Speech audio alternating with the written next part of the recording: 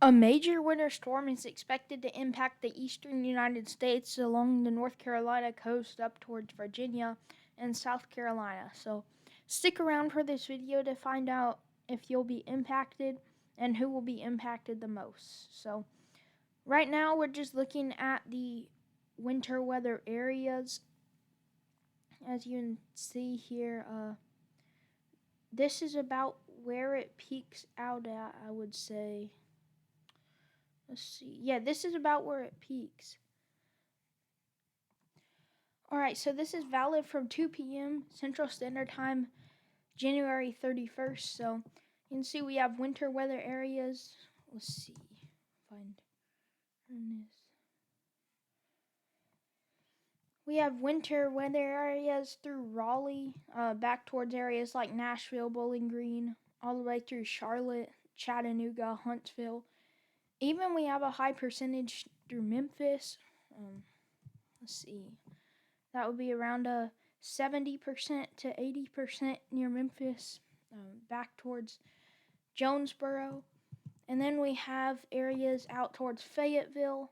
We have a 90% chance, 80 to 90% here. Then we have, let's see, or that would be greater than 90% here out towards Fayetteville. So, but you can see the track of this winter storm. It's going to bring winter weather for a widespread area ranging all the way from Atlanta to Cincinnati here. Then we have out towards West Virginia, North Carolina. And so that's interesting. And then as we move on, this is still 8 a.m. February 1st. We still have a greater than 95% chance back towards areas like Nashville. Let's see, this would be what level would this be? This would be a 60 to 70% chance of winter weather back towards Memphis. Now let's take a look at the potential for at least minor winter storm impacts. So taking this towards, taking this towards about 8 p.m. Saturday on the 31st, we can see a greater than 95% chance of minor winter storm impacts towards Raleigh, back towards Raleigh and Charlotte. And then we have at least we have at least a 40 to 50% chance of at least minor winter storm impacts back towards areas like Nashville, even Chattanooga. And then we have even up to a 10% chance of minor winter storm impacts in areas of northern Louisiana. Now, on moderate, we have about a greater than 95% chance of moderate or greater winter storm impacts around the Charlotte area, and then a pretty good chance around the Raleigh all the way down to near the Charleston area. And as we go towards major winter weather impacts, that chance drops very much, all the way down to like a 60% chance to a 70% chance in areas like Charlotte. And then as we move to extreme, chance of extreme winter weather impacts, we have a 5%. That chance drops all the way down to around a 5% chance in areas around Greensboro, Charlotte, and Concord. So more than likely, the highest is going to be moderate to major. So let's see. Let's take a look at the Euro model. Don't want that. Let's see. Sure, we'll take a look at the total snowfall. As you can see, starting off, it's coming out of Canada with a little clipper system down here, and it brings some snowfall to these areas. And we do get around, on the Euro model, showing around 8 to 10 inches for areas here, and bringing that up to around 2 inches up towards West Virginia. Mountains of East Tennessee and western North Carolina getting around 5 to 8 inches of snowfall. Meanwhile, areas in Arkansas and Tennessee picking up about a half inch to an inch of snowfall. Most of the highest accumulations in these areas would be in the highest elevations, and so that's about all the impacts that this area would see.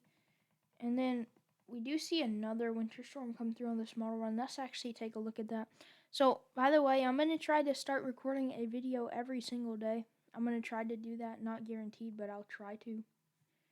So, anyways, let's see.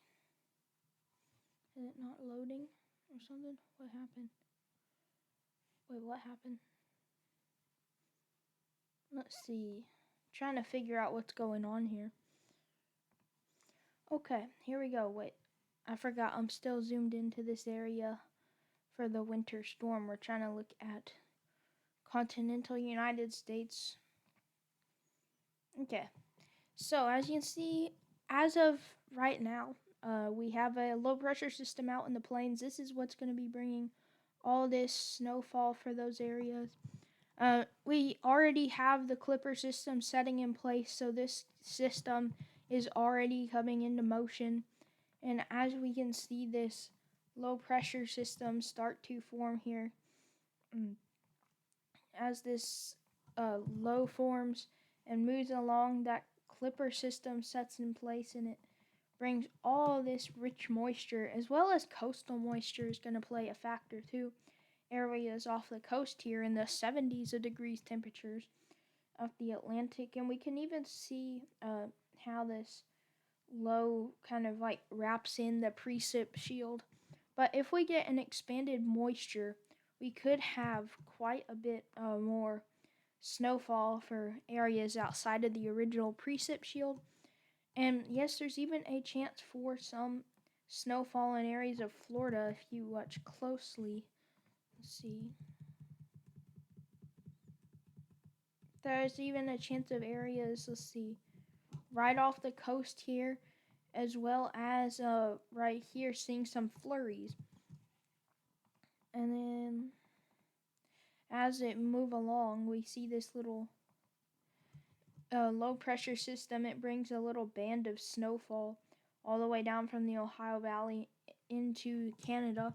So a pretty long band of snowfall there, although snowfall will be light. And then we see another little system like this try to pop up. Then we keep seeing a very consistent pattern of these clippers and then these systems that try to form in the plains. They come along the Gulf Coast and up the northeast coast. So we'll just have to see how that plays out. Let's take a look at the GFS model. Let's see what they show. So the GFS model, it hasn't completed its run yet, the current run. So we're going to be using... Yeah, okay, we're going to be using this. It's not going to go full range, but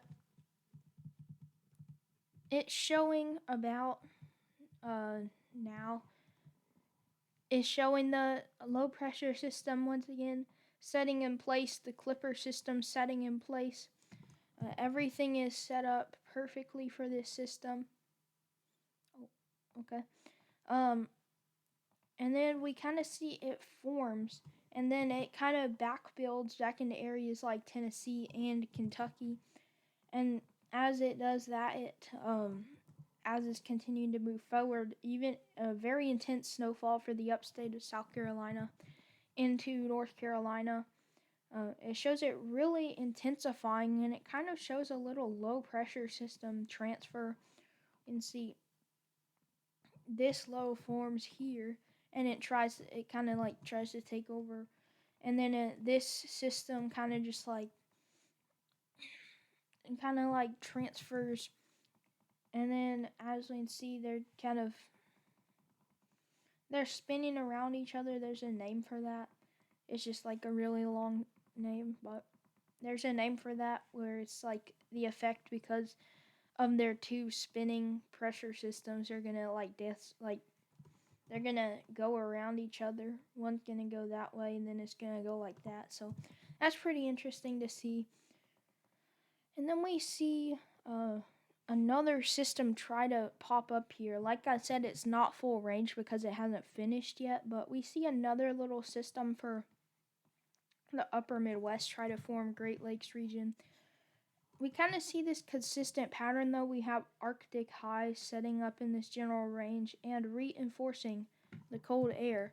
And we continue to see Arctic blasts from way out of Canada, way down into the eastern United States. And that's kind of a trend we've seen all throughout the winter. Let's take a look at some of the shorter range models since we are in range for that now, I do believe. We can see the NAM shows very intense precipitation, well, not intense at this point, but moderate precipitation, as well as a weak low pressure system. It's not really disrupting the jet stream, and it's only 1,017 millibars, which is generally weak, like extremely weak. It's just a little bit above average pressure, and this is about Friday on the 30th. This is Friday the 30th.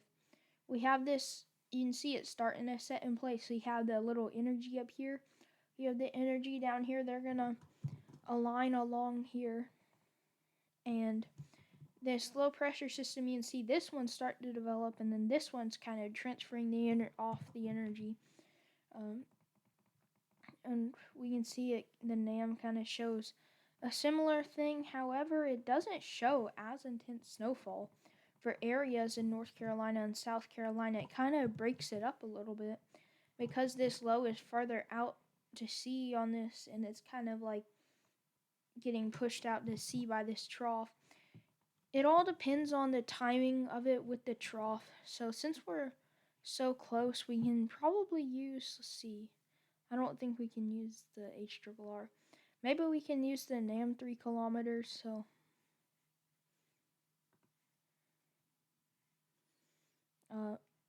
I'm not exactly sure why everything's having trouble loading today. Okay, that's a lot better. The NAM 3KM kind of shows a similar setup, although it does show the precipitation to be lighter over the plains. Still a weak low pressure system setting up here. That's kind of gonna allow everything to develop here, and you can definitely tell this precipitation shield starts to develop. And let's see, as this precipitation shield starts to develop, you can see the low pressure system along it starting to develop, the low pressure system down here, and then it's going to develop,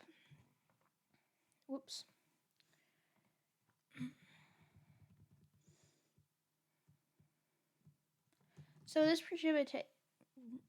precipitation, I'm having a lot of trouble talking today apparently, but precipitation shield starting to develop, and as we move along here, the low kind of, you can see, starts to form down here, and then it's going to kind of transfer off the energy to the northern half of the storm. And as you can see, it kind of backbills like we saw on the GFS model into areas like Tennessee and Kentucky. And then it does show it way more intense. However, it doesn't show this low fully developing on this one, so it kind of just shows a area of moderate showers. Let's see, this is the farthest it can go out. It just shows an area of moderate snow showers across the Carolinas moving northward.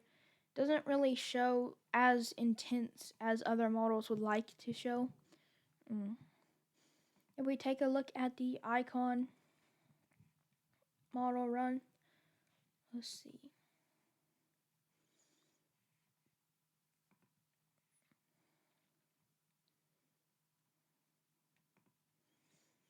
Okay, so on the icon, we have it, and you can see, let's see, the current. So this is the current clipper system in place. It does show it very light. And then we have this weak low in place that's going to kind of help things to develop. And then as you can see, we kind of have it back building once again on building on the back side here of it. And it's kind of stretching back into Kentucky, Tennessee. This low pressure system drops all the way to a 999, 990, 979, 973, and it doesn't show too intense snowfall across the Carolinas. It just shows medium showers, moderate showers of snow. So that's all it shows for the Carolinas there. Let's take a look at some of the shorter range models. Let's see if we can find the RAP model or the RAP model, whatever you want to call it. It does show these let's see. I find that pretty interesting. I don't know why, I just accidentally stumbled upon this, but this is the 21st frame here. And then this is the first frame. It shows it really similar. I mean, you can barely notice a difference. I mean, you have the low pressure system and all that. I mean, I don't know, that's just weird, but I just thought that would be funny to point out. We have the high pressure system up there. I just thought that was funny to point out, but either way, we have this band of snow showers forming across the northern plains, low pressure system down into Oklahoma. We have this kind of correct setup, I guess you can say. We have the descending flow that will be guiding this precipitation. So as it moves along, this little low pressure area, 1018 millibars, it kind of creates something for the precipitation to develop and expand off of there. Although it doesn't show the full development of the system, because this only goes out to the 30th, but I just thought it'd be, let's see, this would be interesting to show just the developing leading up to. As you can see, we do have a little bit of a winter system where you can see mixed precipitation showers and snow showers across Arkansas. That's pretty interesting there.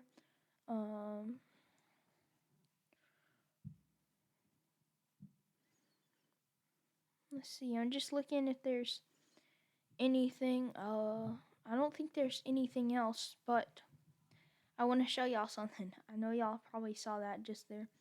I created a map. I put the overlays on it using felt maps, but the data is from OpenStreetMap. The background map is from OpenStreetMap.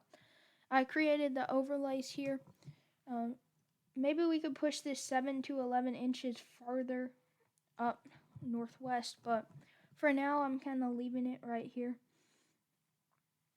7 to 11 inches from Wilmington to Asheville. It may be a little bit early to forecast totals, but I thought that this would just be an interesting map to throw out. 5 to 7 inches across northern South Carolina, mountains of East Tennessee, areas in Virginia. 4 to 5 inches for areas of southeast West Virginia, still once again the mountains of Tennessee. Northern South Carolina, just areas north of Charleston there. And then 1 to 3 inches to really light snowfall out towards areas like Nashville, even to the northeast of Birmingham a little bit, and just north of Savannah there. So that's my prediction for the winter storm. As we can see, there is winter storm watches, so that means it is officially a winter storm now, as the National Weather Service has winter storm watches out for areas of southern Virginia, East Tennessee, western North Carolina, and eastern Georgia, as well as all of northern South Carolina. So this let's get it to this frame. Okay, so we have the day one outlook today. As you can see, it's expected that there's a low pressure system. We have the Clipper system here, and then but this system here, Specifically, we have mixed precipitation on the north side of this front here. And then we go to day 2. We have this snowfall band all the way back from Kentucky and Tennessee into North Carolina and Virginia. The heaviest snow specifically occurring around the Appalachian areas. And then we have heavy snow as this system is moving out for Virginia, North Carolina, South Carolina, and still mountains of East Tennessee. So that's pretty interesting there.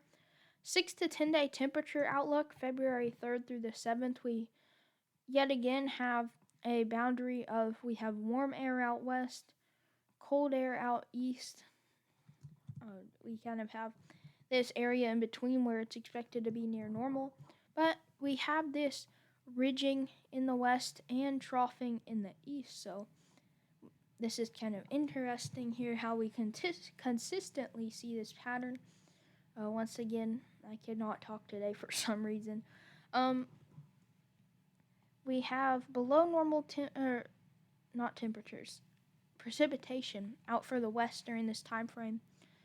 Below normal precipitation out for the eastern coast here. Above average precipitation for the south central plains, as well as the upper Midwest here, northern plains. And then that's about it for the 6 to 10 day. 8 to 14 day, February 5th through the 11th, we once again continue to see an intensified trough pattern in the east. And then we have a ridging pattern out west. So this troughing ridging pattern we can see is consistently staying with us throughout the winter. We have cold air diving from the Arctic, and then out here we have warm air rising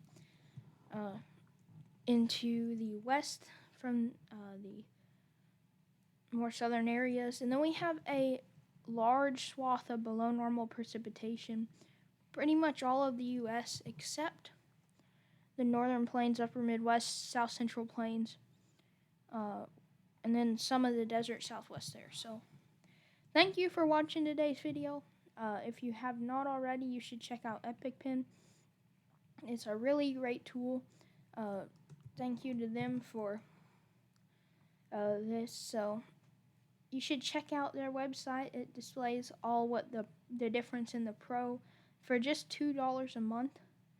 Or you could get it for free for a screenshot tool, 16 colors, pen eraser, highlighter. But you can get it for much more that you can see right here for just $2 a month. So thank you for watching today's video, and I will see you in the next video. Bye.